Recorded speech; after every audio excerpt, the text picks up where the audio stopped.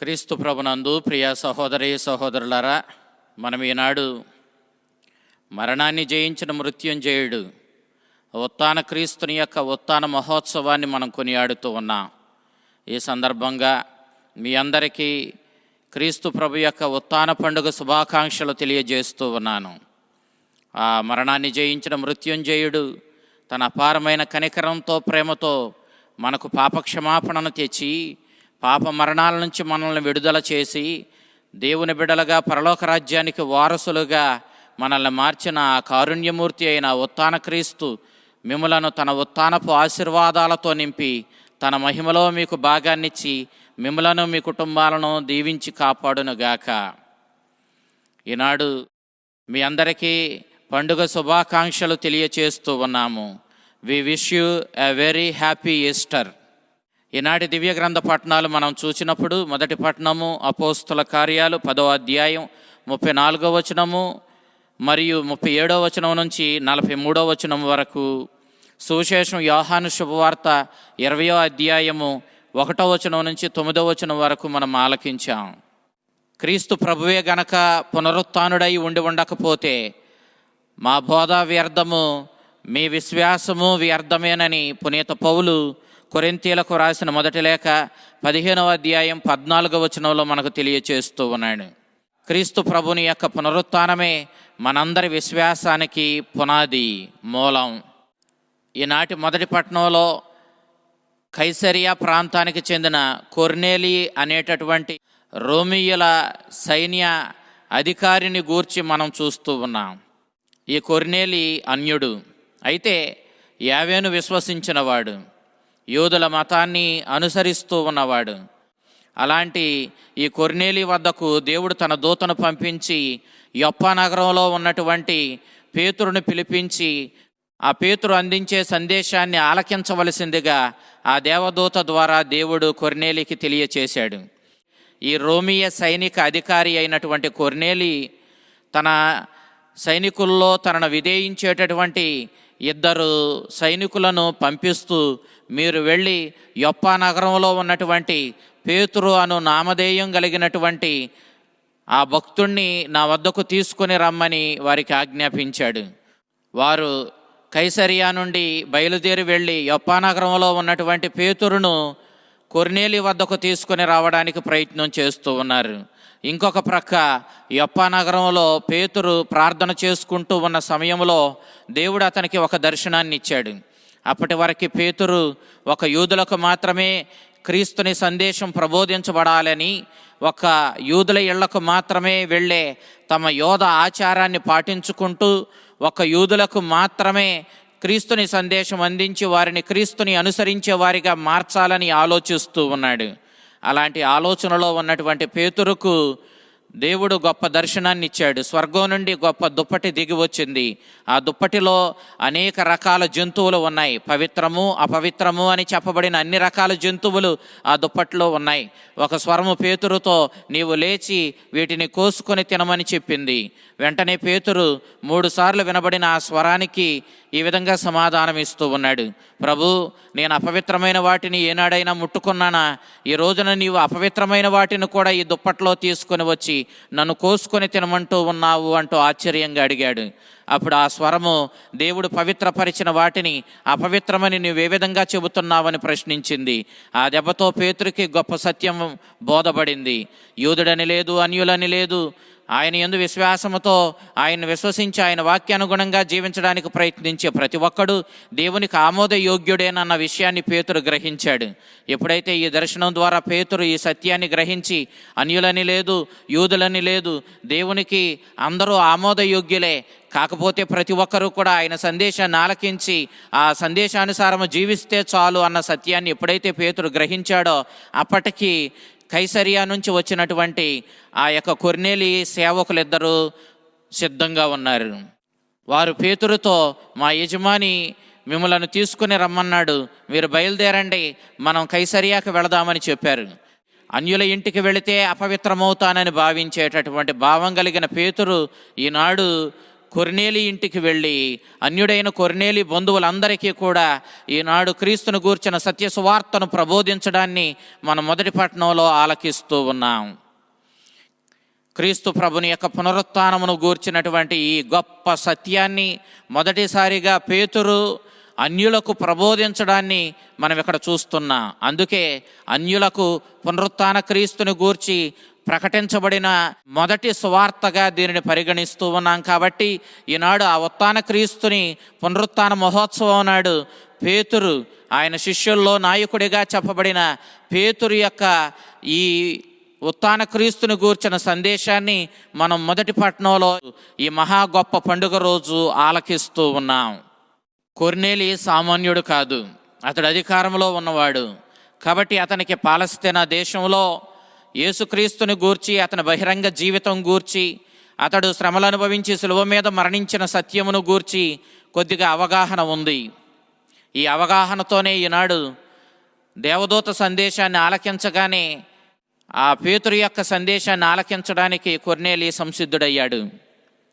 పేతురు మొదటిసారిగా క్రీస్తు ప్రభు యోర్దాను నదిలో బప్తిస్మ యోహాను సమక్షంలో పవిత్రాత్మ చేత అభిషేకించబడడం, ఆ పరలోకపు తండ్రి ఈయన నా ప్రియమైన కుమారుడని ప్రకటించిన సన్నివేశంతో తన యొక్క ప్రసంగాన్ని ప్రారంభిస్తూ ఉన్నాడు. యేసుక్రీస్తు పవిత్రాత్మ చేత అభిషేకించబడ్డాడు అన్న విషయాన్ని ముందు స్పష్టంగా పేతురు తెలియచేస్తూ ఉన్నాడు. క్రీస్తు దైవ కుమారుడు మెస్సయ్య అని, అతడు అనేక అద్భుతాల ద్వారా, బోధల ద్వారా తాను నిజంగా దేవుని కుమారుడని, దేవుని చేత పంపబడిన వాడని రూఢి చేసుకున్నాడని, తన జీవితం ద్వారా ఇది చాలా స్పష్టంగా ప్రకటించబడిందని పేతురు చెబుతూ ఉన్నాడు. అతడు సామాన్య మానవునిగా ఉన్నప్పటికీ అతడు సామాన్య మానవుడి కాదు, దైవశక్తి కలిగిన దైవ కుమారుడు అని ఆ విషయాన్ని అతడు చేసిన అద్భుతాలు, బోధలు చాలా స్పష్టంగా వెల్లడి చేశాయని పేతురుడు చెబుతూ ఉన్నాడు. దానినే పునీత పౌలు ఫిలిప్పీలకు రాసిన లేఖ 2వ అధ్యాయం 6వ వచనం నుంచి చూచినప్పుడు, అతడు ఆది నుండి దేవుడై ఉన్నను తనను తాను రిక్తుణ్ణి చేసుకొని, గ్రీకు భాషలో కెనోసిస్ అని పిలుస్తూ ఉన్న తనను తాను తగ్గించుకొని అతడు మానవ రూపాన్ని దాల్చి మనిషి అవతారం ఎత్తాడు. అతడు మనిషిగా కనపడినప్పటికీ అతనిలో దైవశక్తి ఉంది, అతడే దైవ కుమారుడు, లోకరక్షకుడు అన్న విషయాన్ని స్పష్టంగా తెలియచేస్తూ ఉన్నాడు. అతడు చెట్టుకు వ్రేలాడాడు అని చెబుతూ ఉన్నాడు.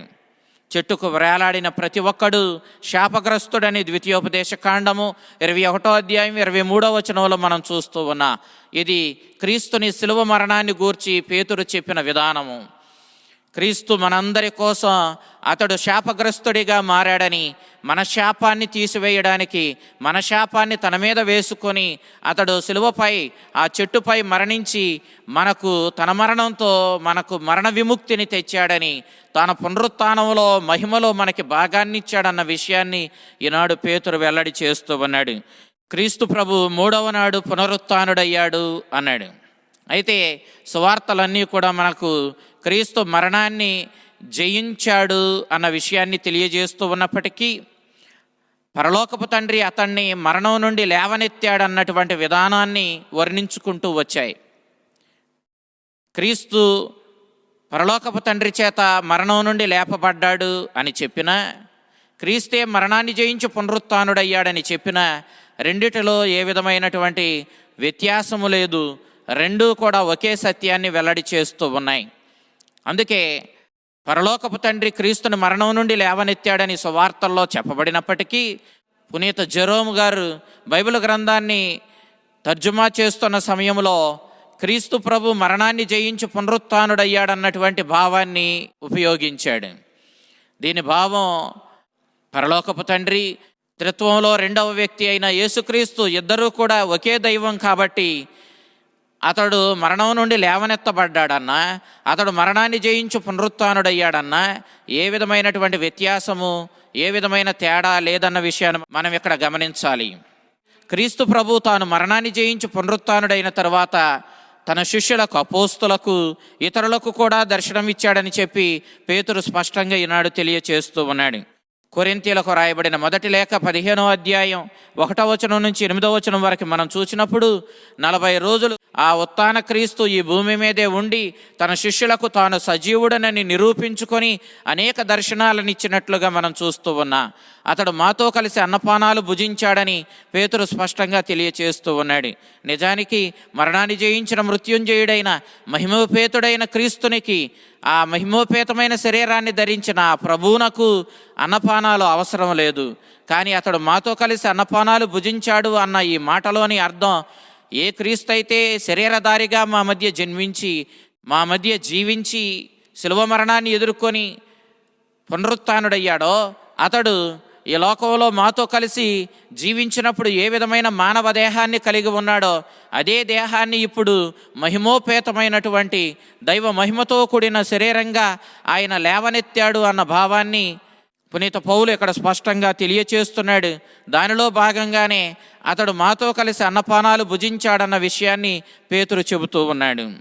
క్రీస్తు తన పరలోకపు యాత్ర చేస్తున్నప్పుడు, అతడు మోక్షారోహణం అవుతూ ఉన్నప్పుడు తన శిష్యులకు బాధ్యతనిచ్చాడు. మీరు ప్రపంచమందంతటా తిరిగి సకల జాతి జనులకు పితాపుత్ర పవిత్ర ఆత్మనామమున జ్ఞానస్నానం ఇచ్చి వారిని నా రక్షణ మార్గంలోనికి నడిపించండి, నా రక్షణ సందేశాన్ని అందించి వారిని విశ్వాసంలో బలపరిచి నడిపించమని ఒక బాధ్యతను తన అపోస్తులకు అందిస్తూ ఉన్నాడు. మత్తయి శుభవార్త 28వ అధ్యాయం 18వ వచనం 19వ వచనం ఈ సత్యాన్ని మనకు తెలియచేస్తూ ఉన్నాయి. ఇదిగో క్రీస్తు ఈనాడు అన్ని నామముల కంటే శ్రేష్టమైన నామాన్ని పొందాడు. అతడే తండ్రి చేత సమస్తం మీద అధికారిగా నియమించబడ్డాడు. అతడే తీర్పరిగా ఉన్నాడన్న విషయాన్ని పునీత పేతురు గారు స్పష్టంగా ఈనాడు తెలియజేస్తూ ఉన్నాడు. అపోస్తుల కార్యాలు 17వ అధ్యాయం 31వ వచనం ఈ విషయాన్ని మనకు తెలియజేస్తూ ఉంది. ప్రవక్తలు ప్రవచించినది ఇతని గూర్చియే, పూర్వ నిబంధనలోని రచనలు ఇతననే మనకు తెలియచేస్తూ ఉన్నాయన్న విషయాన్ని పునీత పేతురు గారు ఈ ప్రసంగంలో మనకు తెలియజేస్తూ ఉన్నాడు. ఏ ప్రవక్త అన్న విషయాన్ని ప్రత్యేకంగా ఇక్కడ చెప్పకపోయినా సమస్త పూర్వ నిబంధన మొత్తం కూడా యేసుక్రీస్తుని యొక్క రక్షణ చరిత్రకు మార్గాన్ని సంసిద్ధపరిచేదే కాబట్టి సమస్త ప్రవక్తలు రచనలన్నీ క్రీస్తుని గూర్చే సూచిస్తున్నాయి. కాబట్టి మనము పునీత పేతురు చెప్పినటువంటి ఈ మాటలోని భావాన్ని అర్థం చేసుకోగలుగుతాం. అపోస్తుల కార్యాలు 3వ అధ్యాయం 19వ వచనం నుంచి 26వ వచనం వరకు మనం చదివినప్పుడు, ఇదిగో క్రీస్తుని యొక్క రాకకు ముందుగానే పూర్వ నిబంధన ప్రవక్తలందరూ కూడా మార్గాన్ని సంసిద్ధపరిచారు. అతడు వచ్చి ఇదిగో ప్రవక్తలు సూచించిన ఆ రక్షణను మానవాళికి తీసుకుని వచ్చాడు అని చెప్పి పునీత పేతురు గారు తన ప్రసంగంలో స్పష్టంగా మనకు తెలియచేస్తూ ఉన్నాడు. అసలు యేసుక్రీస్తుని మనిషావతారం యొక్క ముఖ్య ఉద్దేశం మానవాళిని దేవుని స్నేహితులుగా మార్చడం మాత్రమే కాదు, మానవాళిని దేవుని బిడ్డలుగా మార్చడమే మనుష్యావతారం యొక్క ముఖ్య ఉద్దేశం. ఆ మనుష్యావతారము ద్వారా క్రీస్తు ఈ లోకంలో ఉన్న సమస్త మానవాళిని దేవుని బిడ్డలుగా మారుస్తున్నాడు. తన మరణంతో మన మరణాన్ని నాశనం చేస్తున్నాడు. తన పునరుత్థానము ద్వారా మనందరికీ పునరుత్థాన భాగ్యాన్ని ఇచ్చి దైవపుత్రత్వాన్ని మనకు అనుగ్రహించి ఆ నిత్య జీవానికి మనల్ని వారసులుగా మారుస్తున్నాడు. ఆ ఉత్థాన క్రీస్తుని యొక్క ఈ ఉత్థాన సందేశాన్ని, ఈ పునరుత్థానములో దాగిన మర్మాన్ని గ్రహించుకొని ఆ క్రీస్తుని బాటలో పయనించి ఉత్థాన క్రీస్తుని యొక్క సందేశానుసారము జీవించి మనమందరం ఆ ప్రభు ఇచ్చేటటువంటి ఆ నిత్య జీవానికి, ఆ దైవపుత్రత్వానికి మనం వారసులం కావాలని మొదటి పట్టణం మనకు వెల్లడి చేస్తూ ఉంది. ఇక సువిశేషాన్ని మనం చూసినప్పుడు యోహాను శుభవార్త 20వ అధ్యాయం 1వ వచనం నుంచి 19వ వచనం వరకు ఉత్థాన క్రీస్తుని యొక్క పునరుత్థానం గూర్చి మనం ఆలకిస్తూ ఉన్నాం. ఇంకా తెల్లవారక ముందే మగ్దల మరియ వేరొక స్త్రీలను తన వెంట పెట్టుకొని యేసుక్రీస్తుని యొక్క దేహానికి పరిమళ ద్రవ్యాలు లేపనం పూయడానికి వెళుతూ ఉంది. అంతకుముందు శుక్రవారం సాయంత్రం ప్రభు 3 గంటల సమయంలో మరణించాడు. ఆ శిలువ మీద మరణించిన ప్రభు దేహాన్ని పిలాతు దగ్గర అనుమతి తీసుకొని శిలువ నుంచి దించి ఆ దేహానికి పరిమళ ద్రవ్యాలు లేపనంగా పూసి ఆ దేహాన్ని సమాధి చేయడానికి వాళ్లకు పెద్ద సమయం దొరకలేదు. కారణం ఏంటంటే ఆ శుక్రవారం సాయంత్రం చీకటి పడుతూ దీపాలు వెలిగించే సమయానికి శుక్రవారం ముగిసిపోయి శనివారం విశ్రాంతి దినం ప్రారంభమవుతుంది. కాబట్టి యూదుల ఆచారం ప్రకారం ఒక రోజు ఆ రోజు సాయంత్రం దీపాలు వెలిగించడంతో ముగిసిపోయి క్రొత్త రోజు ప్రారంభమవుతుంది కాబట్టి శుక్రవారం సాయంత్రం దీపాలు వెలిగించే సమయానికి ఆ విశ్రాంతి దినం శనివారం వస్తుంది కాబట్టి వాళ్ళందరూ కూడా ప్రభుదేహానికి పూయగలిగిన లేపనాలు పోసి హడావుడిగా ఆ ప్రభుదేహాన్ని సమాధి చేశారు. విశ్రాంతి దినం రోజున సమాధి కార్యక్రమం అనే పనిని చెయ్యకూడదు కాబట్టి వాళ్ళు అంతకు ముందు రోజే ప్రభుదేహాన్ని శుక్రవారం సాయంత్రం సమాధి చేసినట్లుగా మనం చూస్తూ ఉన్నాం. ఇక మగ్దల మరియా వేరొక స్త్రీలు కూడా ఆ ప్రభుదేహాన్ని ఎక్కడ భూస్థాపితం చేశారో గుర్తుపెట్టుకొని ఆ కల్వరిగిరి కొండ దరిదాపుల్లో భూస్థాపితం చేయబడిన ఆ ప్రభుదేహానికి మరలా వెళ్ళి విశ్రాంతి దినం ముగిసిపోయిన తర్వాత ఆ రాత్రి ఏమీ చెయ్యలేరు కాబట్టి ఆదివారం తెల్లవారుజామున వీరందరూ కూడా ప్రభుదేహానికి పరిమళ ద్రవ్యాలు లేపనంగా పూయడానికి వెళుతూ ఉన్నారు. అయితే క్రీస్తుని యొక్క పునరుత్థానం గూర్చి అన్ని సువార్తలు స్పష్టంగా చెప్పినప్పటికీ వారు ఆయన పునరుత్థాన అంశాలు వేరువేరుగా అభివర్ణించడాన్ని మనం చూస్తూ ఉన్నాం. అంశాలు వేరువేరుగా వర్ణించబడ్డ అన్ని అంశాల యొక్క సారాంశం ఒకటే, క్రీస్తు మరణాన్ని జయించి పునరుత్థానుడయ్యాడు. వేదాంత పరంగా ఒక్కొక్కరు ఒక్కొక్క అంశానికి వాళ్ళు ప్రాధాన్యతనిచ్చి తెలియజేసిన సత్యం మాత్రం ఒకటే, క్రీస్తు మరణాన్ని జయించాడు, మృత్యుంజయుడయ్యాడు. ఈనాడు మగ్దల మరియ ఇంకా చీకటిలోనే ఉంది. తెల్లవారక ముందే మగ్దల మరియ ప్రభుదేహానికి లేపనం పోయడానికి వెళ్ళిందని యోహాను చెప్పాడు. యోహాను ఒక్క మగ్దల మరియ పేరు మాత్రమే చెప్పాడు. యోహాను ఉద్దేశం ప్రకారం ఉత్థాన క్రీస్తుని దర్శించుకొని వారికి పెద్ద ప్రాధాన్యత ఇవ్వనవసరం లేదు. మగ్దల మరియ యేసుక్రీస్తుని ప్రేమించింది, ఆయన దేహం కనిపించలేదని ఆందోళన చెందింది, ఆయన సమాధి చుట్టూ తిరుగుతూ ఉంది, ఏడుస్తూ ఉంది. ఉత్థాన క్రీస్తు ఆమెకు దర్శనమిచ్చాడు కాబట్టి ఉత్థాన క్రీస్తుని దర్శించుకున్న మగ్దల మరియ పేరు మాత్రమే యోహాను చెబుతూ ఉత్థాన క్రీస్తుని దర్శించుకొని ఆ వ్యక్తులకు ఏ విధమైన విలువ ప్రాధాన్యత లేదని మిగిలిన స్త్రీల పేర్లు అతడు చెప్పకనే చెబుతూ ఉన్నాడు. ఇక మగ్దల మరియ ఇంకా ఎందుకు చీకటిలో ఉంది? కారణం ఏంటంటే ఆమె క్రీస్తుని యొక్క పునరుత్థానాన్ని విశ్వసించలేదు. అందుకే సమాధి రాయి డొర్లించబడగానే వెంటనే ఆయన దేహాన్ని ఎవరో ఎత్తుకుపోయారనుకుందే కానీ ఆయనే మరణాన్ని జయించి మృత్యుంజయుడయ్యాడని ఆమె భావించలేదు. కంగారు పడి పరుగున వెళ్ళి శిష్యులకు ఈ విషయాన్ని చెప్పింది. మగ్దల మరియ ప్రభు యొక్క పునరుత్థానాన్ని విశ్వసించలేదు కాబట్టి ఇంకా చీకటిలోనే మగ్దల మరియ ఉందన్నాడు. పూర్వం యోహాను శుభవార్త 13వ అధ్యాయం 30వ వచనంలో యేసుక్రీస్తుని యొక్క దైవత్వాన్ని, అతడే మెస్సయ్య రక్షకుడు అన్న సత్యాన్ని తన శిష్యుల్లో ఒకడైనటువంటి ఆయన అప్పగించినటువంటి యోధ ఇస్కరియోతు గుర్తించలేదు కాబట్టి అతడు ఇంకా చీకటిలోనే ఉన్నాడు అన్నాడు. యేసుక్రీస్తుని అప్పగించడానికి ఈ లోక వ్యామోహాలు, ధన వ్యామోహాలతో నిండిపోయినటువంటి యోధ ఇస్కరియోతు ప్రభువుని అప్పగించాలని దుష్ట ఆలోచన చేయడం వల్ల అతడు ఇంకా చీకట్లోనే ఉన్నాడని చెప్పాడు. క్రీస్తుని విశ్వసించని వాళ్ళు, మరి ముఖ్యంగా ఆ ఉత్థాన క్రీస్తుని యొక్క ఉత్థాన మర్మాన్ని గ్రహించి ఆ పునరుత్థాన క్రీస్తుని విశ్వసించి ఆయన సందేశానుసారము జీవించని వాళ్ళు ఇంకా చీకటిలోనే ఉన్నారన్న విషయాన్ని మనకి యోహాను సువార్తకారుడు తెలియజేస్తూ ఉన్నాడు. యోహాను వెలుగు నీడ, పగలు చీకటి, సత్యము అసత్యము, మరణము జీవము అంటూ వ్యతిరేక అంశాలతో మనకు సత్యాన్ని ప్రబోధించడానికి ప్రయత్నిస్తూ ఉంటాడు. ఈనాడు క్రీస్తు యందు విశ్వాసము లేని వారు చీకటి యందు ఉన్నారు, క్రీస్తుని విశ్వసించిన వారు గొప్ప వెలుగుతో జీవంతో నింపబడ్డారన్న సత్యాన్ని ఇక్కడ మనకు తెలియజేస్తూ ఉన్నాడు. సమాధి రాయి డొర్లించబడింది అని ఎప్పుడైతే మగ్దల మరియ పేతురుకి అక్కడున్న శిష్యులకు చెప్పిందో వెంటనే పేతురు గారు, యేసు ప్రేమించిన శిష్యుడైనటువంటి యోహాను గారు సమాధి వద్దకు ఆతురతతో పరుగు తీయడం ప్రారంభించారు. ఆయన్ని ఎక్కడ ఉంచారో మేము ఎరుగము అని మగ్దల మరియ చెప్పింది. మేము అంటే నేను, నాతో పాటు వచ్చినటువంటి స్త్రీలు.